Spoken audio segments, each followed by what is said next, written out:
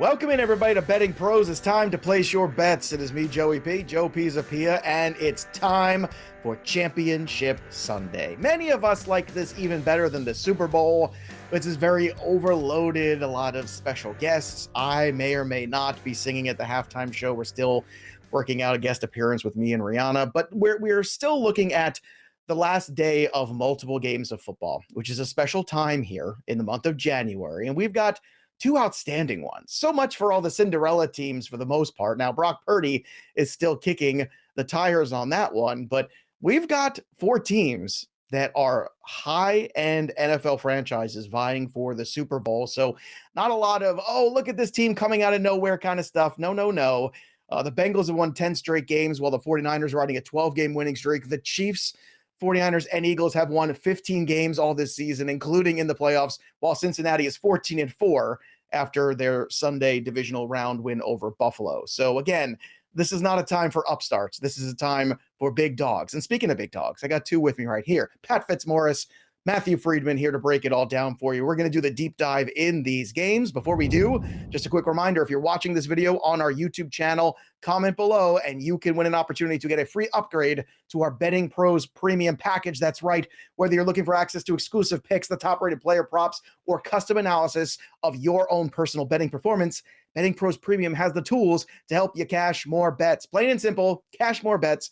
And if you don't want to wait or take your chances, just go to bettingpros.com/upgrade and go ahead and start betting smarter today, not harder. So, gentlemen, big football games ahead of us. Let's talk about them. Let's talk about the wild card in the NFC. This is going to be the 3:00 game.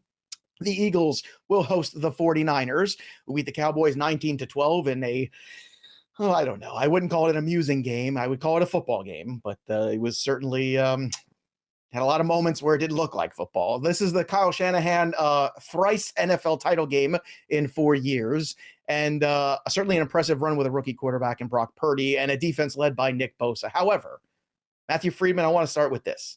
The Philadelphia Eagles kind of blew the doors off the New York Giants last time we saw them. I mean, 38-7.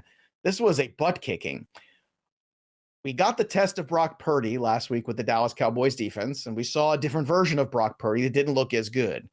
Brock Purdy's also played a lot of home games of late in good situations against lesser teams. Now he's got to pack up, travel to the Northeast, to Philadelphia, to a number one seed. Are the 49ers up for this task against the Eagles? Yeah, I think so. I will say that I have projected right now at 2.5. I have projected at 1.5. The number in the market is 2.5. So I don't think there's anything significantly bettable right now. But if it moves to 3, and it has tested 3 a couple of times throughout the week at a book here or there, if it hits 3 across the market, I think it's a great betting opportunity. If it just tests 3 a little bit, you got to be on your game. So I would say, set an alert in the Betting Pros app for San Francisco +3. That's what I did earlier in the week. It hit +3 at BetMGM, -115 odds on Monday, and I bet it there. So I think you will have these opportunities just with different books. They get enough money. They'll test 3 to see if they meet resistance. They will get 49ers money, and they will move back to 2.5. So it stays at 2.5. I don't think you bet it at 3. I think you bet it. And yes, the Brock Purdy experience wasn't as great last week as it was in previous weeks, but I don't know. We've seen 8 games now of Brock Purdy as the primary passer for the 49ers. And that's basically half of a season's worth of data at this point. Like, I think we've seen enough to be able to say, okay, Brock Purdy isn't like the greatest quarterback in the NFL, but he is good enough within the Kyle Shanahan scheme for them to run the offense the way that they want to run the offense. And his 7 starts, so that's including the playoffs, the 49ers have been number 1 in offensive EPA per play. Like, it's a 7-game sample. That is not insignificant. Like, they can run their offense the way that they want to, and they have the number 1 defense in the league. Like, I'm not going to say the 49ers should be favored in this spot because there are a number of edges that do point towards the Eagles. So namely being at home, having an extra day of rest, not having played the week before that. So there's still like some residual freshness that's built into this. The Eagles as home favorites are 9-4-1 against the spread under Nick Sirianni. So like, yeah, all of that is good. But Kyle Shanahan, this is his spot. As a road underdog, he's 20-10 against the spread for his career. Like this is the Shanahan spot. And, Jalen Hurts, he's great, but he's still dealing with his shoulder injury.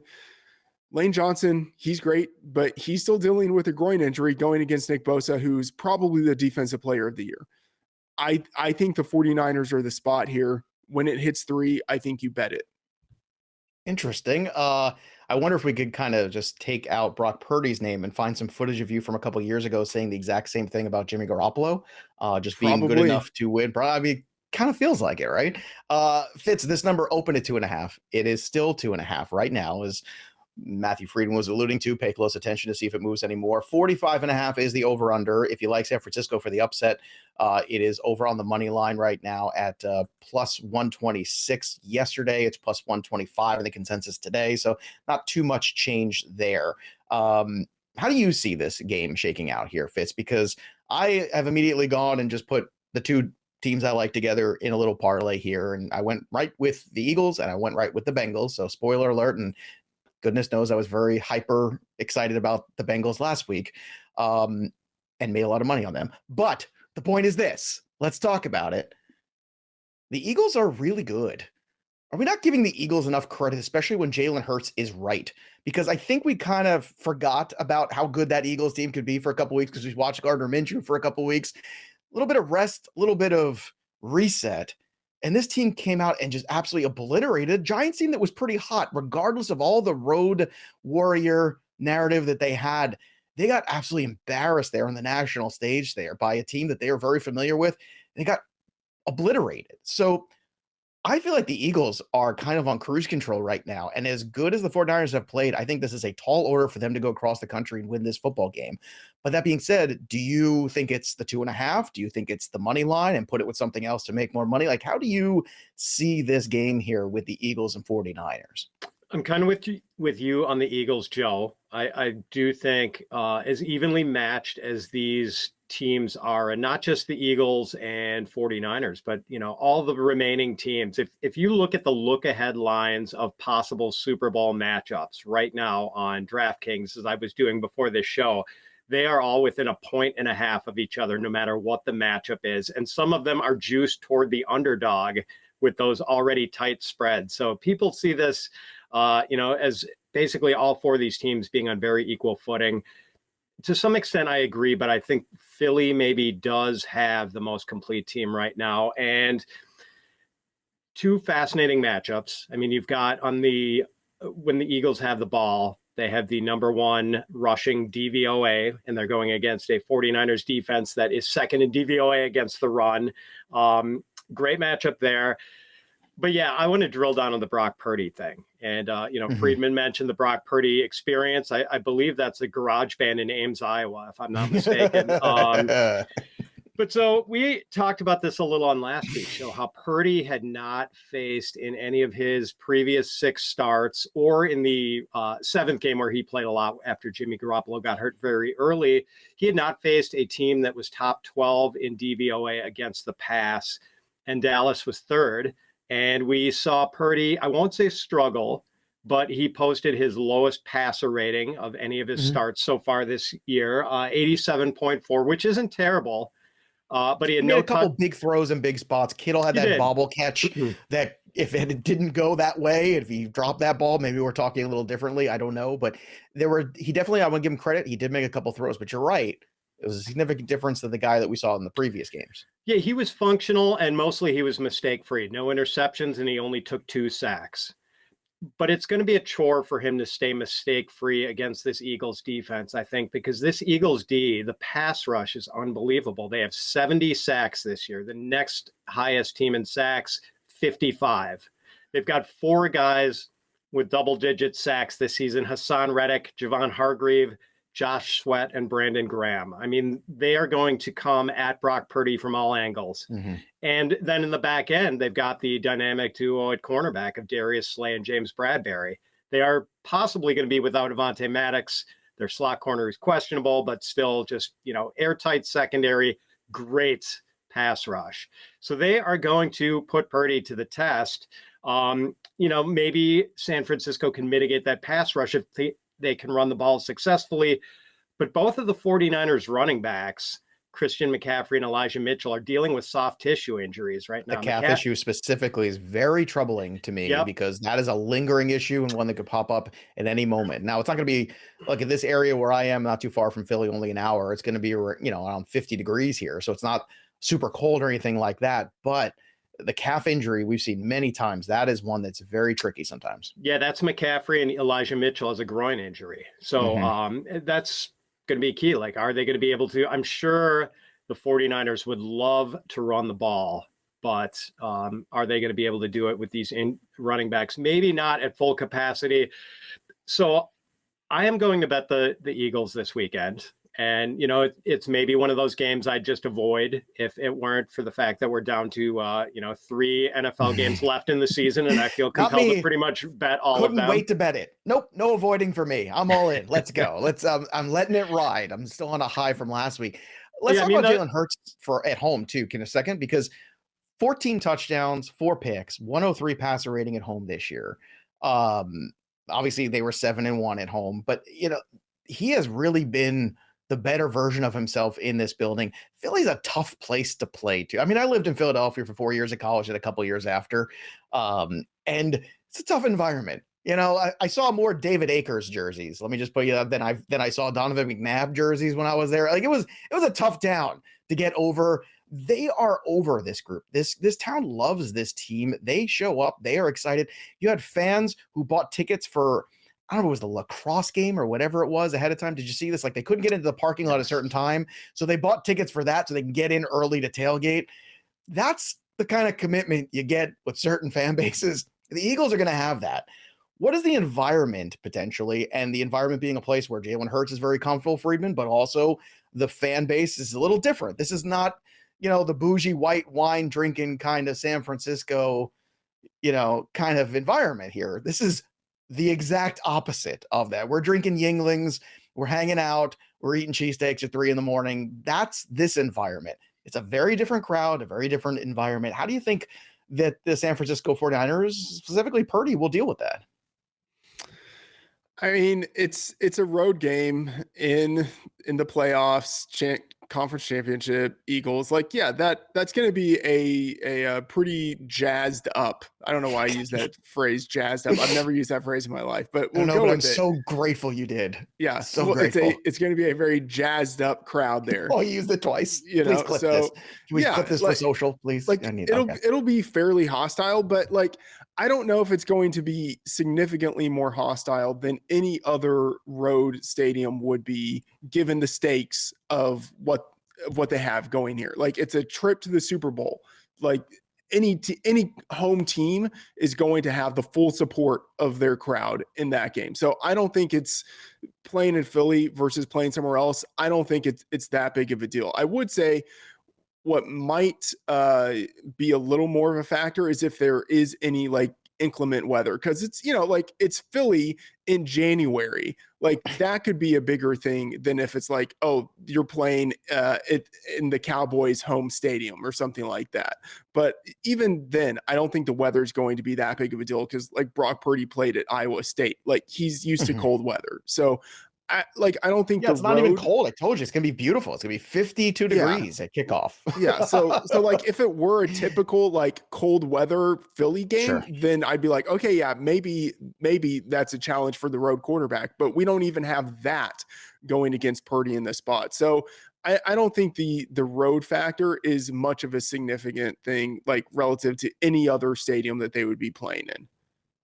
The Link is a loud place. It's a tough place. It's a fan base that is going to be ready for this. Like I said, it's not the same as going to play a game against the Chargers, or some of those. There are still some places out there that really are not great. I would say representative fan bases in their buildings where it makes a big factor and a big difference. Philadelphia, I still think, is one of those places. I mean, the Phillies prove that over that stretch too. It's just, it can be a very tough place. And I think it's going to be a real test. I'm going to give Purdy a lot of credit. If he can get past this and get this team to the Super Bowl, especially with both those running backs with injuries. So Standalone betting on this game, how do you feel about the over-under, Fitz, when we take a look at this number? I want to get your opinion on that too. The number is 46.5. Are you over-under, staying away? Where are you? I'm a little bit on the under here. I've got it projected at 46. And as I mentioned, like that pass rush going against Brock Purdy, making things difficult for him. I kind of don't see the 49ers lighting up the scoreboard. And I'd be pretty surprised if the Eagles crested 30 points in this game too. I kind of think this one's going to be maybe in the low 20s, maybe something like a 24-17 type of game. I kind of like the under here. Both of these defenses are fantastic. How about you, Freeman? Where are you at with the over-under number? Yeah, I have this projected at 47.2. So I'm slightly to the over, but like I gotta say, I'm not betting it. Like I want to avoid overs in this spot. In the postseason, outdoor unders are 96, 75, and 4 against the spread for like the past 20 years. This has been the most profitable season for the past 20 years for unders bettors. The divisional round under went 4-0 last week. I don't know. Like I can see the bull case for the over. Like Brock Purdy, since he's been the starter, the 49ers are number 1 in offensive EPA. Jalen Hurts is number 3 in composite EPA and completion percentage over expectation. Like both of these teams in a vacuum can put up points, but both of them have top 4 defenses. So like this could turn into a slow-paced, ground-based type of game, and I just don't really want to have any exposure to that. Okay, let's see what kind of exposure you want to the AFC wildcard game. Cincinnati travels to Kansas City. The Chiefs reach the AFC Championship for the 5th consecutive season with Andy Reid and Patrick Mahomes. Very impressive, no doubt about that. Impressive, too, the guts and guile of Patrick Mahomes dealing with that high ankle sprain, coming back, having that big-time moment there. Crowd gets excited, and, he ran when he had to. He did the best he could, but high ankle sprains are no joke. We get all the information that Andy Reid saying he's doing all the normal practice things. And in case you're asking, I might have to even pull him back from a few things. That's what he's saying so far. Kelsey was incredible, 14 catches for 98 and 2 touchdowns in that game. Cincinnati took it to the Bills. The Bills had no answer for Joe Burrow.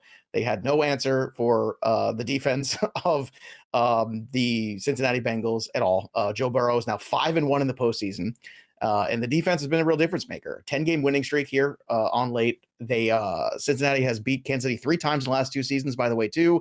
And the Chiefs have struggled with Joe Burrow. Joe Burrow, 72% completion percentage in his passes, on average 327 with 8 touchdowns. He actually has the highest QB rating of his career against the Kansas City Chiefs of any team he's played. Fun fact there. You got to love that. So Joe Burrow feels like no moment is too big for him. Patrick Mahomes certainly is a warrior. There's no doubt about that. This is a fascinating contest here. It's practically a pick'em. We had this game open up at 1. State is at 1 right now over on the Kansas City side, +1. Now, here's my question to you guys here. 47.5 is the over-under. I'm getting even money on Kansas City.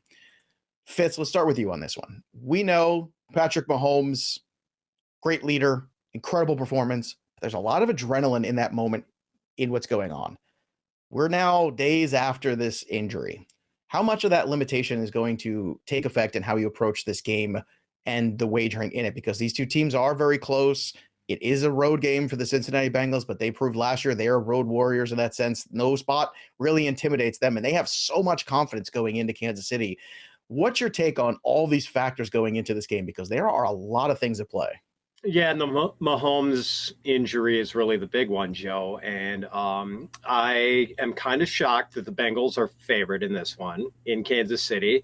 And I asked our injury expert at Fantasy Pros, Dr. Deepak Chona, what he thought about this and how it might affect Mahomes. And he said that we might see some limitations for Mahomes, especially moving outside the pocket.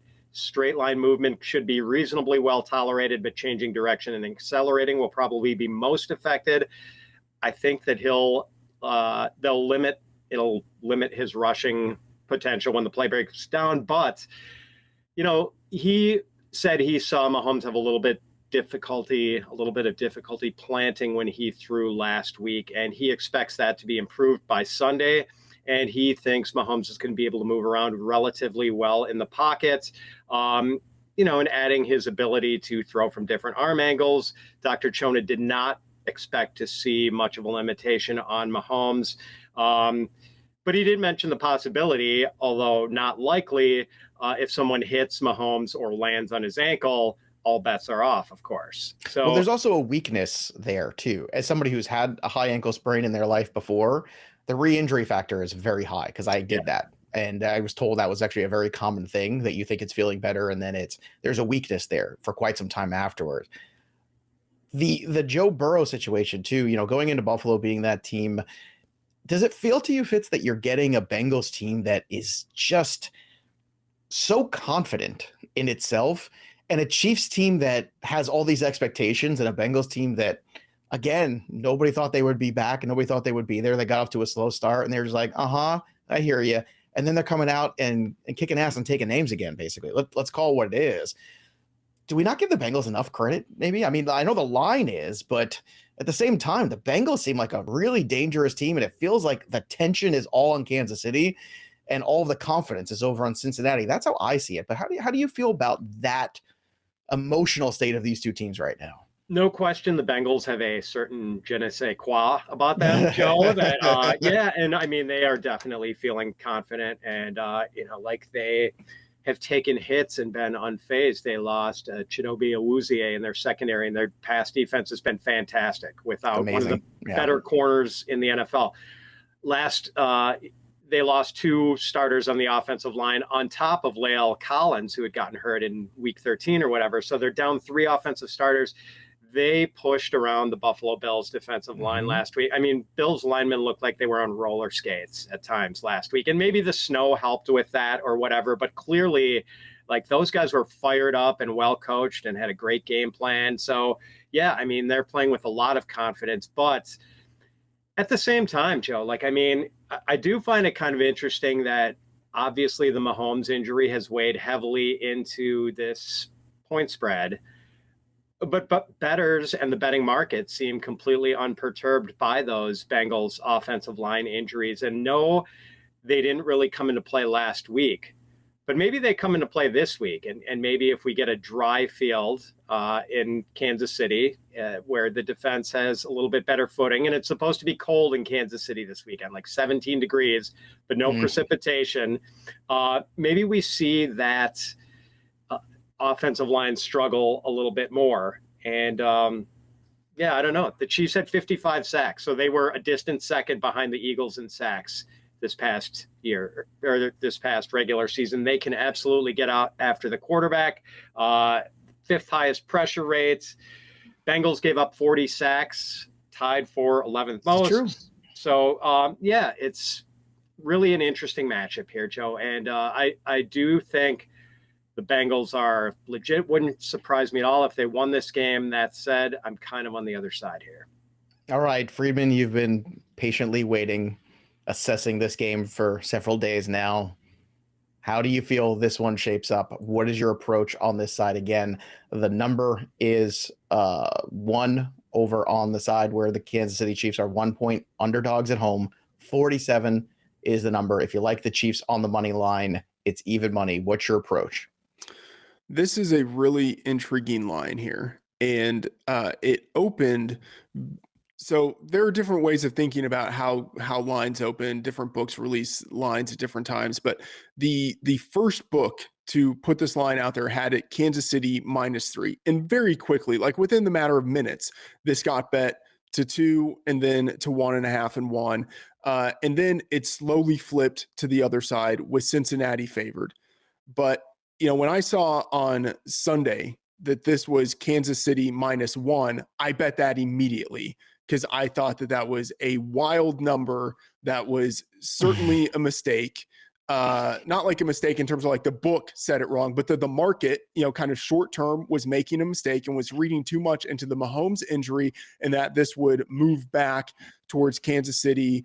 I didn't know if it would get to Kansas City -3, but I thought this is going to move my direction towards Kansas City. It's so funny you said that too, because like my initial instinct is as soon as I saw the Bengals were underdogs, I bet it on the money line. I said, yep, let's go. And now I'm so glad I did because it's moved so far in the other direction. It's so funny how we could all see them in different ways. So that being said, now that you have it where it is, does it move further at all in the next few days? Well, I think that this is a head fake. I will just say that. So like there are betting groups that put millions of dollars in play and have access to a ton of accounts. And every once in a while, a situation comes up where they fake out the books to set up a move at the end of the week. And so early in the week, when limits are lower, right? Let's say like $10,000 to $30,000 at sports books, they will max out a bet in different accounts and move the line in one direction. And it feels like that is what has happened here. And then now, because this got to Cincinnati -2.5 at one point. And by the way, if you did not tease at that point, Kansas City up to +8.5 and San Francisco up to 8.5, you are un-American. I don't know what to say. I don't know what else to say. If you did not do that, because that was like, that is this week what the teaser was last week, where everyone was teasing Philly and teasing Kansas City. Like just everyone was doing that. We were perfectly in that zone of teasing through two key numbers with San Francisco and the Chiefs, arguably the better teams. So that was perfect. That opportunity is gone because it has now moved from, as you mentioned, Cincinnati 2.5 back to Cincinnati favored just by 1. So that teaser opportunity is now gone. I think this will continue to move to Kansas City. I think if the books weren't set up by sharp groups with these early week moves, getting it all the way to 2.5, even if they weren't set up by that move, they're starting to take money on Kansas City because that is the only reason why they would move the line back towards Kansas City, starting to take more and more money on the Chiefs. And as we get more news of Patrick Mahomes, like practicing, Patrick Mahomes continuing to look good, I believe, will continue to take more and more Kansas City money. So if you like Kansas City, I think you bet them now because that number is only going to move towards Kansas City. And I also have to say, I think there is a massive overreaction in this line to what we saw out of Cincinnati last week. Like, Joe, you were on Cincinnati. I liked Cincinnati. I know Fitz was on Buffalo, so maybe for him it's a little more of an adjustment. But I wasn't really surprised by what we saw out of Cincinnati last week. Now, the offensive line issues that they had, I didn't think that they would be exploited by the Bills' defensive line. This, as Fitz mentioned, is a different defensive line for the Chiefs. They have the guys to exploit the weaknesses now that the Bengals have in the offensive line. So I am very much on Kansas City in this spot. I think Mahomes is going to play. Andy Reid already said, basically on Sunday, that it was likely Mahomes was going to play. We saw Mahomes finish the end of the game on Saturday with the ankle. Now I know like there's swelling and so fine recovery time, whatever. But instead of it being 7 days, they have that extra day. They have the 8th day for him to rest. With an ankle injury, that extra day actually makes a pretty big difference. So here's the question. We deal with so many of the high ankles this year. I mean, that was the injury du jour this year in the fantasy community, right? These guys missed months at times with these injuries. And I understand the quarterback position is very different than, say, the running back position or the wide receiver position. However, with the way Patrick Mahomes plays quarterback too, and the athleticism he brings to that position, does it limit him at the very least of what he can do? Is that a danger of falling into the other trap of saying, oh, you know what? He's going to be fine. He's going to tape it up. He's a tough guy, all this stuff. He already came back and played from it. But what are the limitations on his game? Because so much of Patrick Mahomes' game is about extending time in the pocket. It is maneuvering around. It's making these trick throws. It's doing these things that are inhuman. When you make him more human, does that make him a little less appealing to invest in? Yeah, certainly. I mean, he I imagine will be limited. He won't be able to do all of the Patrick Mahomesian type of things, but they have a week to prepare for that. Like they know that. And they are going against an opponent that they have played 3 times in the past 13 months. Like they have a pretty good sense of what they're going to get out of the Bengals defense. So even though it is an injured Patrick Mahomes, it's still Patrick Mahomes. Like even if he had no scrambling ability, he would probably still be the best pocket passing quarterback in the NFL. So at anything under 3, I think this is highly bettable for Kansas City.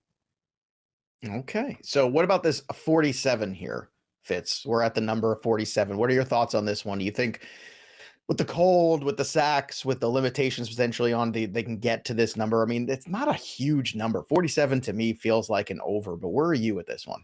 Yeah, it seems like this is being brought down by the Mahomes injury and maybe to some extent those Bengals offensive line injuries. So I'm kind of on the over. As I told Freedman before the show, that I am heavily invested in the premise that Patrick Mahomes is still going to be really good this week. And if he's not, I'm going to lose a lot of money because I'm betting the Chiefs. I'm betting the over.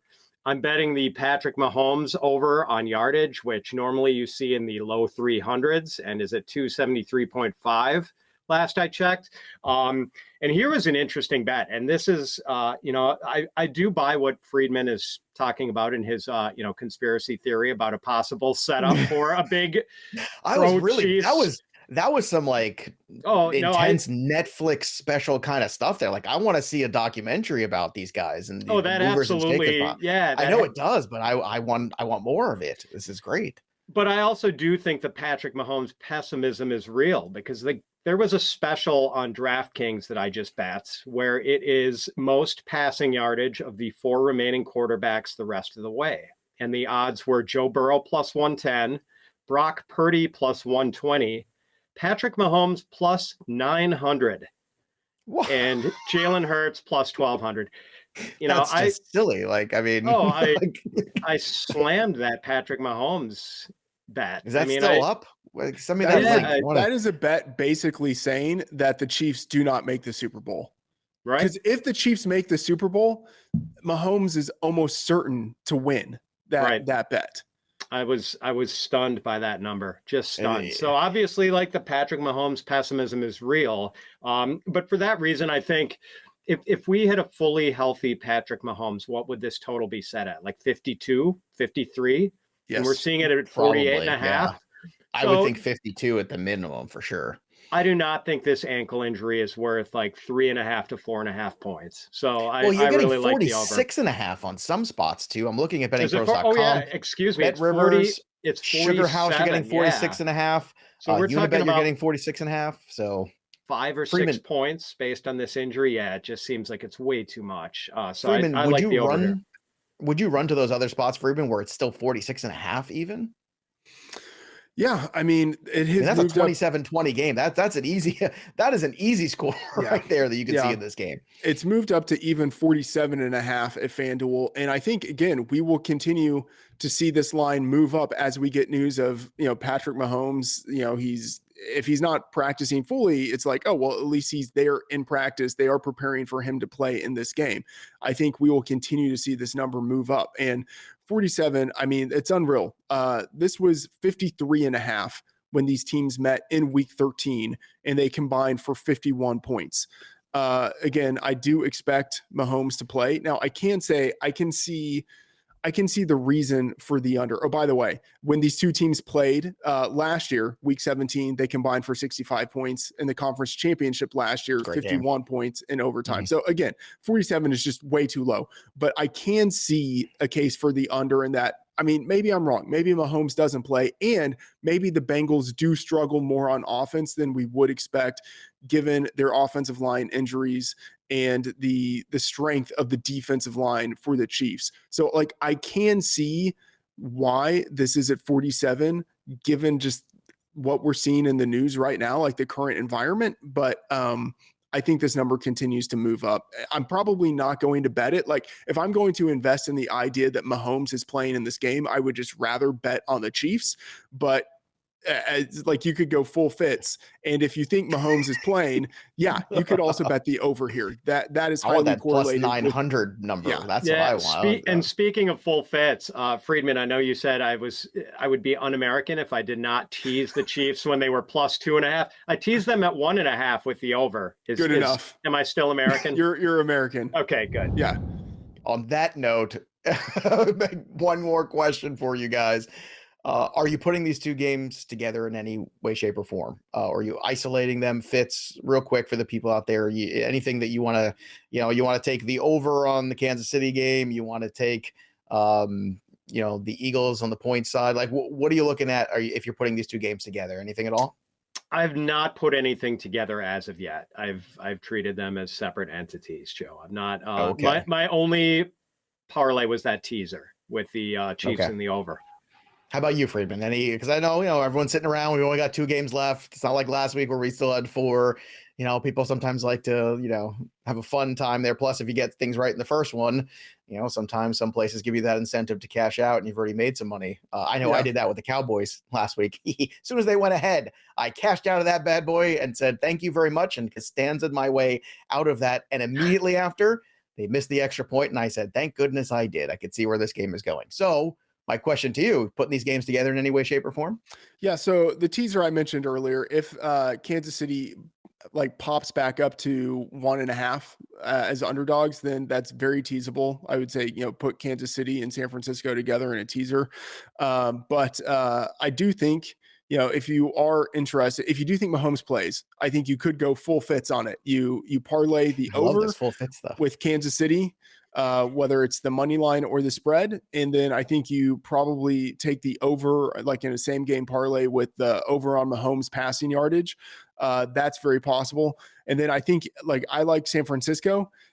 If they win, it could be a lower scoring type of game. Like that could be a defensive focused type of game with San Francisco. So I'm probably not going to parlay that, but I could see taking San Francisco on the money line or the spread and then parlaying that with the under.